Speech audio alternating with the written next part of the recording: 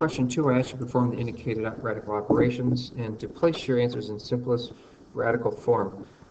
It's up to you. There's more than one way to do this, but when I see perfect squares under the radical, I want to take those out first. So what I did is I rewrote this as 2 times the square root of the perfect square that's in 24 is 4, so I wrote it as 4 times 6, a cubed b to the 5th, times 8 has a perfect square in it, which was 4. So 4 times 2 is 8, and 8 is 7th b squared.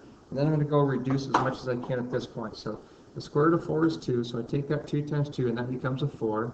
The a cubed has a perfect square in it. I take a cubed divided by 2, which is 1, with 1 left over. So I'm going to start putting the things back underneath the radicals. 6 didn't have any perfect squares left. And if we take an a squared out of an a cubed, we're left with a. And then we take our perfect squares out of b to the 5th.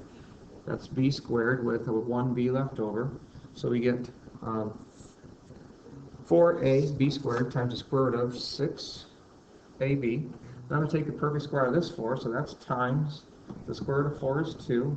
There's still the square root of 2 left underneath there. We're going to take out our perfect squares out of a to the 7th, so divide 7 by 2 is 3, so it's a cubed with 1a left over. To take the perfect square out of b squared, which is b. Okay, well now we're still supposed to multiply these together, so what we want to do is come on through here and multiply our things that we can together.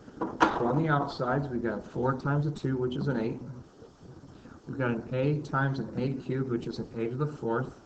We've got a b squared times a b, which makes it a b cubed. Now under the radicals, we have 6 times 2, which is 12, and we've got an a times a, which is a squared b. Well, when we multiply those together, this 12 has a perfect square in it, and a squared is a perfect square, so we've got to rewrite this again. So it's 8, a to the 4th, b cubed, times the square root of 4 times 3. 4 is a perfect square that goes into 12. I'll leave the a squared b alone for a moment. And I'm going to come back through and take out our final perfect squares out of that radical. So the square root of 4 is 2, so I'm going to bring it out here, multiply 8 times 2, which is 16. The a squared has a perfect square factor of a, so this a to the 4th becomes a to the 5th, then b cubed times the square root of, we had a 3 and a b left over. So that should be my final answer in simplest form.